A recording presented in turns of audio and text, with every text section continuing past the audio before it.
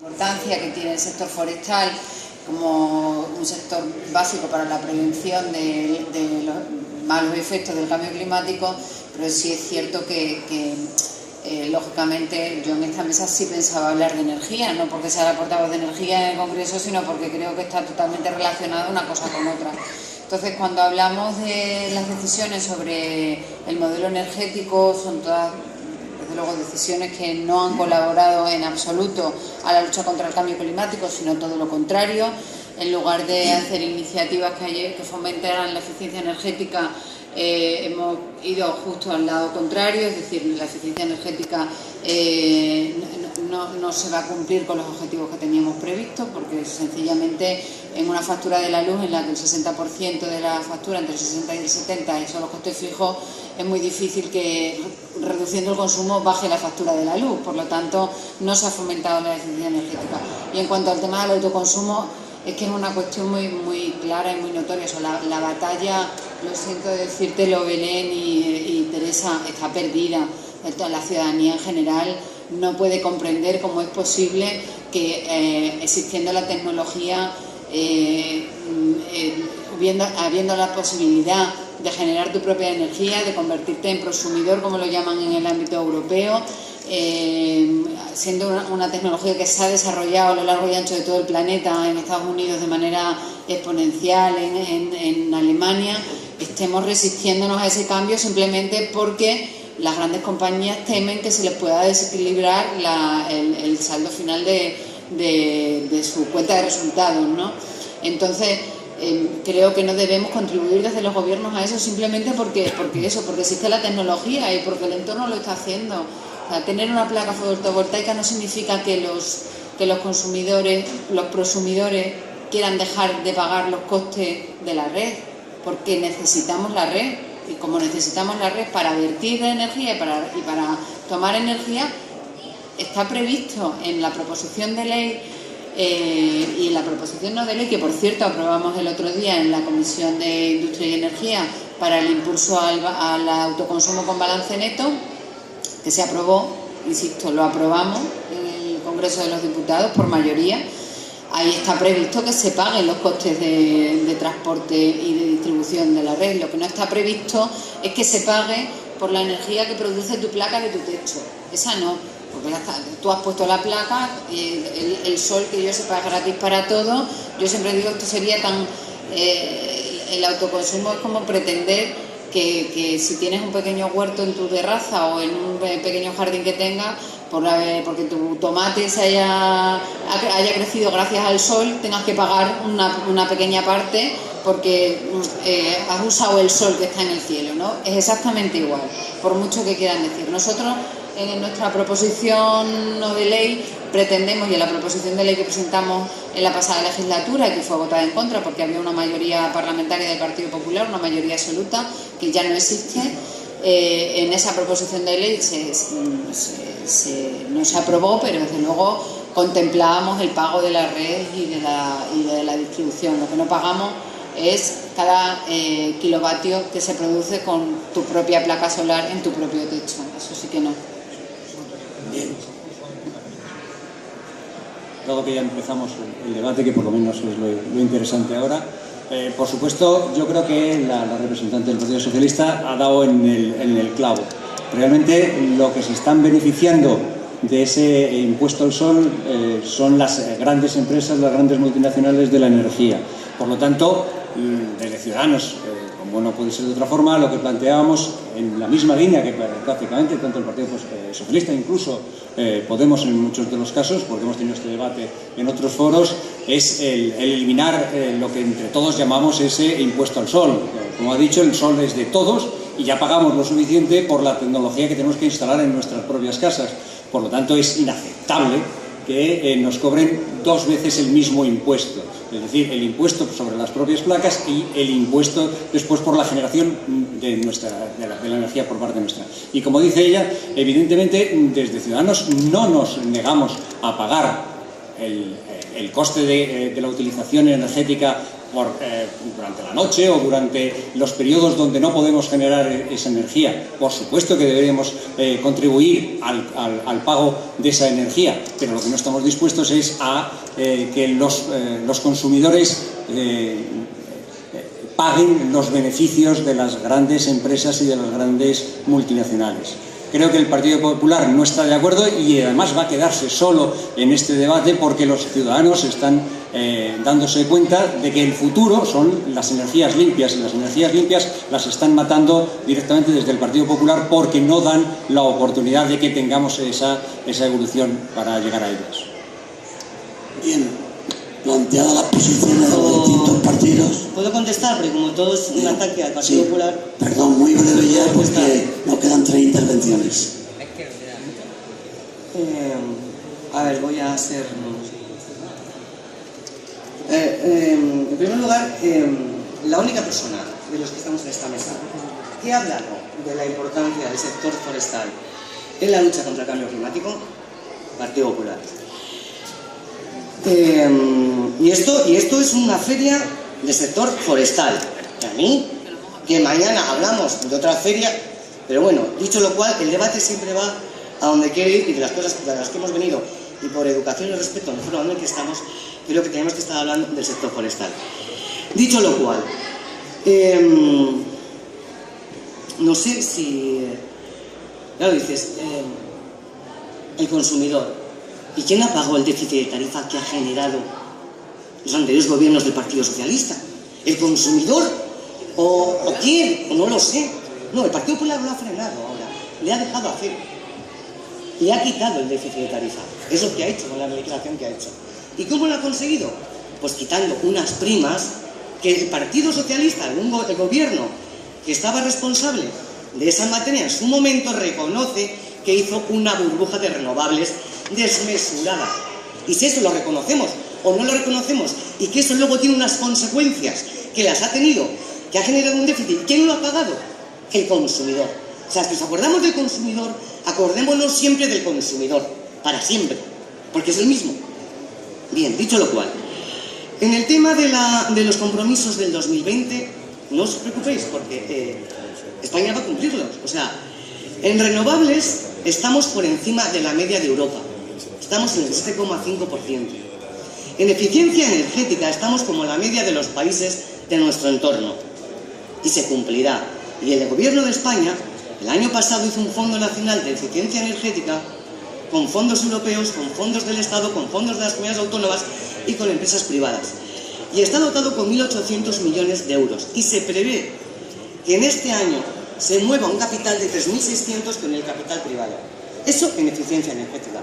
O sea, que no critiquemos tanto que España no hace nada, porque España, con una crisis económica que hemos recibido y heredado, hemos hecho todo este tipo de cosas. Y hemos cumplido con Kioto. Y hemos hecho una política de cambio climático con el dinero que teníamos muy eficaz. Como por ejemplo, hemos hecho... primero hemos reducido emisiones en nuestro país que antes no se hacían. Y lo que hacíamos era la lucha contra el cambio climático en España, era comprar derechos de emisión en otros países. Y no hacíamos nada en nuestro país. Y aquí lo que se ha hecho por primera vez es reducir emisiones en nuestro país. Se ha hecho una hoja de ruta del sector difuso. Se ha puesto en plan incentivos de coches eficientes y, que no emitan CO2. Se ha hecho los proyectos clima. Hemos hecho la huella de carbono. Ahora no me acuerdo, ya lo han comentado todo en la cabeza, pero quiero decir que no digamos que en España todo está fatal, porque estamos más o menos como la media de nuestro entorno. Bien, bien. No estoy mintiendo. Estás diciendo... ¿Me dejáis un segundo? Estabais con el tema... Bien, que se tiene que marchar. Yo simplemente, y lo he dicho en mi ponencia esta tarde, la hoja de ruta 2020, estamos casi a punto de poderla cumplir, pero la 2030 Belén es bastante dispar, y tanto la sociedad como los partidos políticos os tenéis que poner las pilas, todos, porque hay una diferencia enorme de objetivos, tanto en eficiencia energética como en renovables, bastante grande. Y otra fecha de 2030. Vale. Entonces, creo que el tema lo cerramos, que tiene que marchar y le paso que termine su intervención, Juancho, y después ir a Pilar y luego Luis. Gracias. No, hombre, pero los datos objetivos, o sea, hay cosas que son objetivas. Se ha dicho, estamos reduciendo emisiones, es falso. En el año 2015 las emisiones aumentaron en un 4%. A pesar de la reducción del consumo de energía, las emisiones están aumentando. Se ha dicho que reducimos emisiones y que no tuvimos que comprar emisiones para cumplir con Kioto. Es falso. En las emisiones en España desde el año 90 han aumentado un 20%, en un marco europeo que se ha reducido un 24%. Se ha dicho que el déficit de tarifa es culpa... Perdón un segundo, se tienen que ir, vamos a despedirla, perdón que interrumpa un momento el debate. El déficit de tarifa es responsabilidad del cambio de la forma en la que se estableció el precio de la energía en el año 97 por el antiguo ministro de Economía, que era Rodrigo Rato. Es decir, que de ahí viene el déficit de tarifa. Es que las cosas son como son. Sobre el 2020, la Unión Europea ha mandado un informe al gobierno diciéndole que mucho cuidado, porque al paso que vamos no vamos a cumplir ni con el objetivo 2020, que es verdad que estaba ahí, que estaba muy cerca, que lo íbamos a cumplir, pero nos hemos parado en seco y en este momento no lo vamos a cumplir. Bueno, son cosas que en fin, que yo creo que hay que clarificar, porque si no se queda se quedan como afirmaciones que no... Bueno, yo había ido a hablar de otras cosas de tal, pero ya pues no sé cuánto tiempo tenemos. Si queréis seguimos con debate, a lo mejor es más interesante no lo sé. Yo creo que la gente que ha venido aquí, Perdón, no sé. Deberíamos hablar del sector forestal más que de otras cosas que yo. Creo que, perdón, os quieren hacer alguna pregunta. Perdón antes que te he interrumpido, pero es que se iban las dos chicas, era por otra Perdona, cosa. pero voy a moderar yo. Las preguntas, Ángel, si no te importa, para el final. Pequeña reflexión. Pero solo muy pequeña. Perdonad, pero hombre, la idea de la asociación y de la organización era que hubiera una mesa de debate, pero basada en las propuestas que tiene cada partido político en cuanto a materia de gobernanza, en lo que afecta al cambio climático y sobre todo en su vinculación con el sector forestal, a raíz fundamentalmente de los acuerdos de París.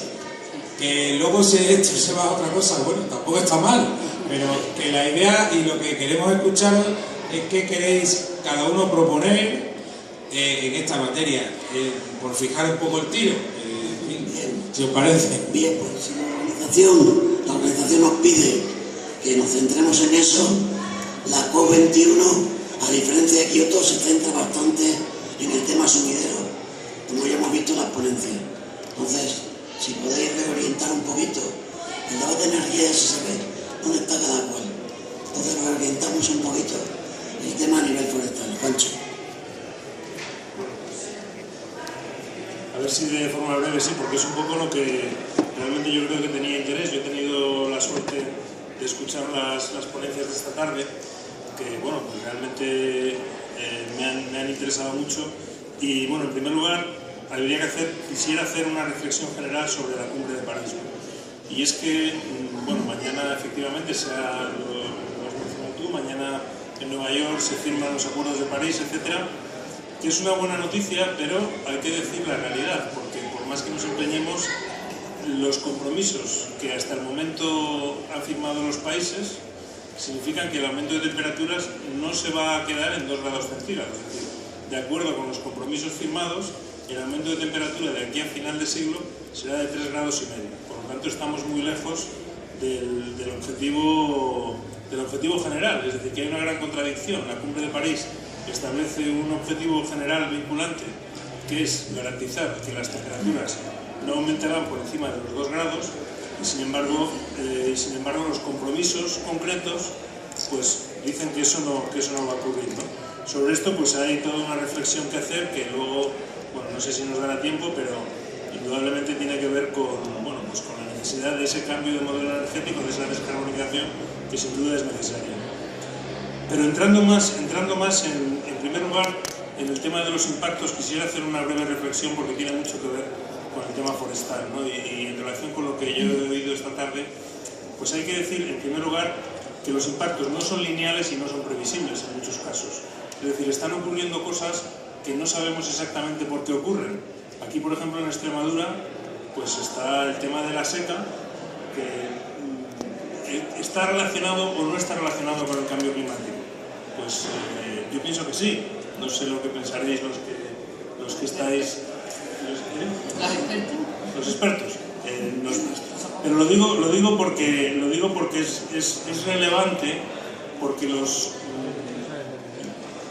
cambios no son lineales, es decir, que podemos pensar en cómo se pueden adaptar determinadas especies en función de las temperaturas, etcétera, etcétera, y de repente pasan cosas que no son predecibles, ¿no? Cosas muy vinculadas, porque también se ha comentado muy bien que estamos hablando de un cambio global, un cambio que tiene que ver con aspectos muy diversos, no solo con el clima, ¿no? Y muchos de esos cambios, de esos aspectos diversos que aparentemente son, bueno, pues a lo mejor no los tratamos, pues sí tienen un impacto. Por ejemplo, otra cuestión que la traigo a colación en el tema de la pérdida de biodiversidad, que sí se ha hecho un comentario muy interesante, como la desaparición de especies de aves, etcétera, que transportan semillas puede tener un impacto, o cómo puede impactar a la vida vegetal la desaparición de, por ejemplo, de las abejas, ¿no? o de otros insectos, ¿no? Entonces, bueno, pues estos son temas que tienen que ver, y por lo tanto, cuando hablamos de que están muy interrelacionados, el tema de los incendios, se habla muy brevemente del tema de los incendios, siempre, bueno, pues hablando de respuesta a los incendios que ya están funcionando, que ya están en marcha, ¿no? Pero hay una realidad, y es que el número de grandes incendios forestales también está aumentando. Independientemente de que haya más incendios o menos incendios, cada año aumenta el número de grandes incendios forestales, que son los que afectan a más de 500 hectáreas, porque cada verano se están produciendo más días de esos que se llama de 40-40-40, ¿no? 40 grados de temperatura, menos de 40% de humedad y vientos mayores de...